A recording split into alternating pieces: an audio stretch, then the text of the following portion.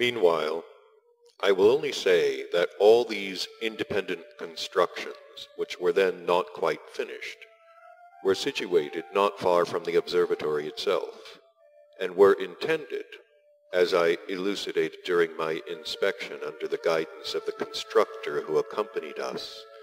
and who was a friend of one of our tribe, partly for the purpose of observing other suns and planets of our great universe, and partly for determining and intentionally directing the course of the surrounding atmosphere in order to obtain the climate desired.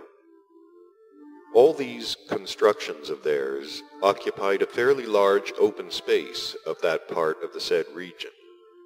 and were enclosed by a special lattice work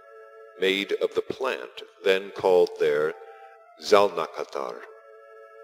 It is extremely interesting to notice here that they erected at the chief center of that huge enclosure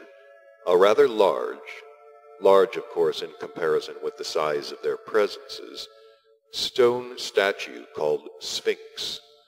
which strongly reminded me of the statue I saw on my first descent in person to your planet in the city of Samlios, just opposite the enormous building belonging to the learned society Akaldan, and which was then called the chief cathedral of the society Akaldan. The statue I saw in the city of Samlios, and which greatly interested me, was the emblem of this society and was called Conscience. It represented an allegorical being, each part of whose planetary body was composed of a part of the planetary body of some definite form of being existing there,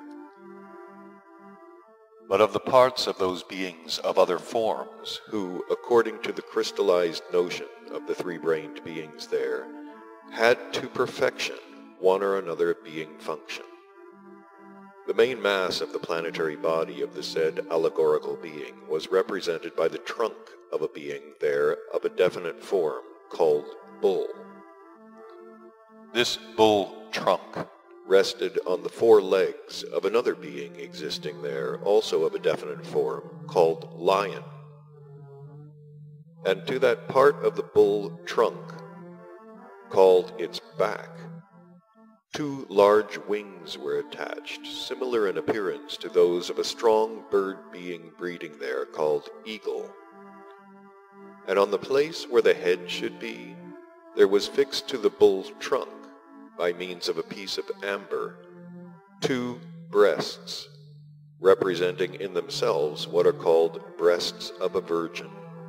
When I became interested on the continent Atlantis in this strange allegorical image,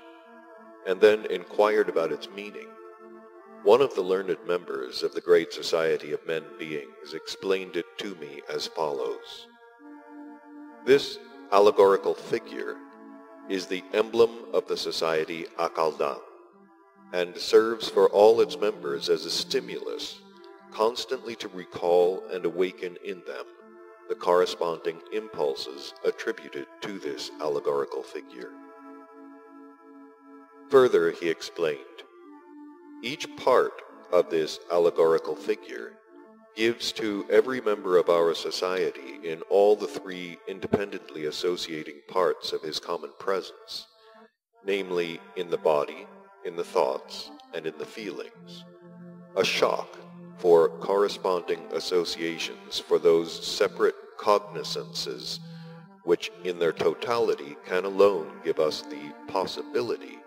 of gradually getting rid of those undesirable factors present in every one of us, both those transmitted to us by heredity as well as those acquired by ourselves personally, which gradually engender within us impulses undesirable for us, and as a consequence of which we are not as we might be. This emblem of ours constantly reminds and indicates to us that it is possible to attain freedom from what I have mentioned only if we compel our common presences always to think, feel, and act in corresponding circumstances according to that which is expressed in this emblem of ours. And this emblem of ours is understood by all of us, members of the society Akaldang, in the following way. The trunk of this allegorical being, represented by the trunk of a bull, means that the factor crystallized in us and which engender in our presences the impulses maleficent for us, those we have inherited as well as those we have personally acquired, can be regenerated only by indefatigable labors, namely, by those labors for which, among the beings of our planet, the bull is particularly fitted. That this trunk rests on the legs of a lion means that the said labors should be performed with that cognizance and feeling of courage and faith in one's might, the property of which might is possessed among all the beings of the earth in the highest degree by the possessor of these legs, the mighty lion. The wings of the strongest and the highest soaring of all birds, the eagle, attached to the bull trunk, constantly remind the members of our society that during the said labors and with the mentioned inner psychic properties of self-respect, it is necessary to meditate continually on questions not related to the direct manifestations required for ordinary being existence. And as regards the strange image of the head of our allegorical being in the form of the breasts of a virgin, this expresses that love should predominate always and in everything during the inner and outer functionings evoked by one's consciousness. Such a love as can arise and be present only in the presences of concentrations formed in the lawful parts of every whole responsible being in whom the hopes of our common Father are placed. And that the head is fixed to the trunk of the bull with amber, signifies that this love should be strictly impartial, that is to say, completely separated from all the other functions proceeding in every whole responsible being. In order, my boy, that the sense of this latter emblem put into the material called there amber may become quite comprehensible to you, I must add that amber is one of those 7 planetary formations, in the arising of which the omnipresent active element Okitanoch takes part, with all its 3 separate, independent, sacred parts, in equal proportion.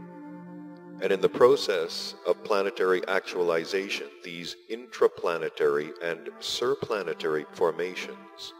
serve for what is called the impeding of the independent flow of these 3 localized, independent, sacred parts. At this point of his tale, Beelzebub made a short pause, as if he were thinking about something, and afterwards continued thus. During my narration of what I then saw on a still surviving terra firma part of the surface of your planet among the 3-brained beings there, certain of whom were the direct descendants of members of the truly great learned society Akaldang there, the result of the manifestations of my being reason was that, owing to various associative recollections of all kinds of impressions, of the perceptions, of the visibility of the exterior environment of the said region, which have become fixed in my common presence, there have been gradually revived in me all the scenes and all the associative flow of thoughts of one of these being experiencings of mine, which occurred during my last stay there on my visit, just to that same contemporary Egypt, when I once sat absorbed in thought at the foot of one of these constructions, which had chanced to survive from that period, and which is now called their pyramids.